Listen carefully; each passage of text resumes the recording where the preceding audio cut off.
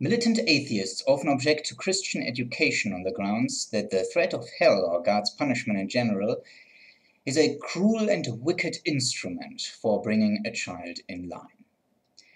I've been raised by atheist leftists, so I can't really tell how that must feel, but of course I can tell how the instrument feels that leftists employ to rule over children. Of course, a hardcore leftist won't admit that there's any such rule at all. That's the point. Look at the following argument you hear leftists often make for getting people to do what they want them to do. They say, if everybody would behave like you do, what would the world look like? And would you like to live in such a world? This is the essence of Kant's categoric imperative. And in the realm of education, it might come in the form of, you shouldn't be violent to your peers because you don't want them to be violent to you. I claim that this is infinitely worse than threatening a child with hellfire, or indeed simply beating him into submission. And here's why. Many children understand that a civilized procedure is preferable to a fistfight. To them, that doesn't need explaining by a liberal. The rest is retarded and wouldn't understand anything more complex than that anyway, and it is more complex than that by quite a long way. This is because this is really an instance of game theory and the prisoner's dilemma. Whether or not you live in a civilized environment where disputes are settled by debate, or a violent hellhole where only the strong and the brutal have anything to say, is not determined by any single individual. To tell an individual that he should refrain from employing violence on the grounds that he wants to live in the civilized case is therefore an irrational con job. And it's an irrational argument both directions. A child that subtly threatens others has a clear net gain in a civilized environment, and the child that is a strict peacenik has a clear net loss in the other case. Compare that to the argument that would make sense.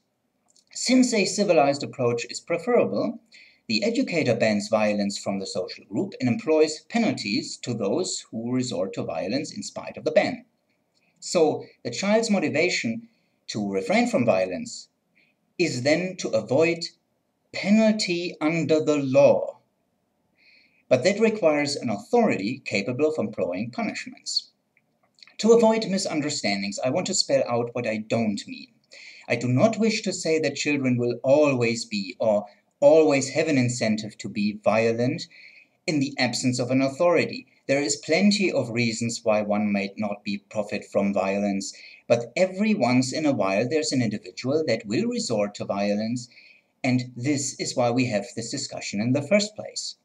I also don't want to say that an educator shouldn't explain the rationale behind rules. It's perfectly all right to explain to children why rules are the way they are, even though I doubt that many children are stupid enough not to figure this out by themselves.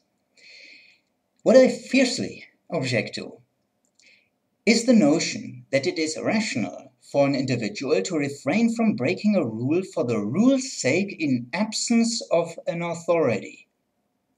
And that is what leftist educators tell them. Imagine what would happen if a smart, rebellious boy tells an educator that he understands the argument, yes, and that from now on he will only make subtle violent threats to his peers, and that while that might lead to a more violent climate at large, he thinks that this effect will be probably weak enough for him to gain more than he loses. But he politely thanks the educator for pointing out something he might have overlooked in his strategy to pursue his own interests, and thank you very much. Now, I'm not sure if a child would ever say something like that, but he would have reason to do so. After all, the educator was trying to fool him into becoming his own enemy with a blatantly obvious con job. If a child would do it, things would probably get somewhat nasty, because of course it would stir hatred in the retarded leftist educator who is either incapable of understanding the counter-argument or is just outright evading it. And the most likely consequence would be that other adults are involved and that the child gets the confirmation that the con job is in fact no con job at all, no, and he would get such confirmation from a variety of different authority figures. And this is the real damage. Of course, a child who can figure within his own reasoning mind that an application of the categoric imperative is nonsensical, he can deal with encountering one educator that is a little bit dense and doesn't get this.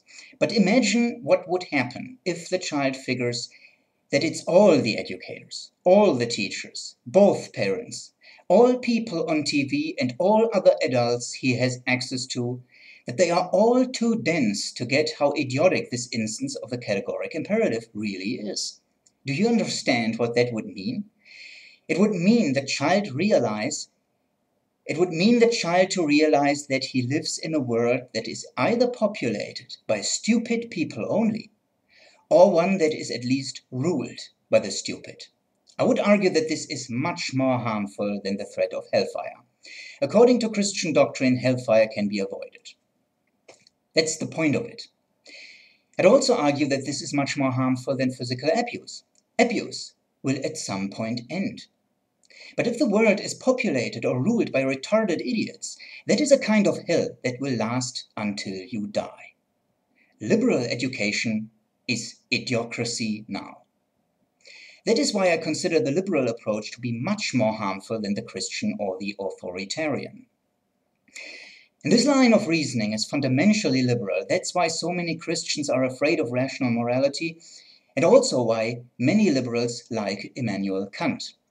The liberals dread the fact that there needs to be an authority that penalizes crime in order to ensure order. They so much want to delude themselves into believing that people would be all law-abiding citizens if they just understood. This is behind the whining that goes like, when will mankind ever learn? Of course, mankind has no mind. It will never learn anything. And to whine about that it doesn't is about as rational as whining about the weather failing to learn to be sunny. Individuals learn. And those who understand that it is sometimes in the best interest of an individual to break rules, while at the same time understanding that the rule of law is in one's own interest, those can then deduce that objective law enforcement is important and begin to support it. Those will then stop blaming the plagiarist in a science that has lost credibility a long time ago, the tyrant in the mystical nightmare countries of Africa, the banker that takes bailouts from the government, or indeed the mugger who takes by force when he knows that he can get away with it. In the hierarchy of evil, those are merely the foot soldiers. Immanuel Kant is one of the generals, and the liberal ideologues, the educators, and the teachers are the lieutenants. But it's not even only a liberal idea anymore. No one believes law enforcement to be the root of civilization these days. Many conservatives forgot that as well. Most people believe that evil comes from egoism and the uneducated. That's why there is a focus on democracy and public education. That is why nation building in Africa or the Middle East doesn't include the very first thing that makes a country civilized, the rule of law. A child in an African hellhole might go to school and might have the best intentions. Of what use is it without a legal system that defends individual rights and private property? Unless he flees, the only career option left to him will be to become a tyrant, and I refuse to blame him. Game theory shows that in an irrational environment and in a lawless society, there is no other way to deal with your fellow man than violence. The liberals and those who adopted such ideas have a simple motivation. Being educated and meaning it well is all they have. That's why they want to believe that this is all it takes. And they want it so much that they will do anything to avoid waking up from their delusion. And that is what makes them evil.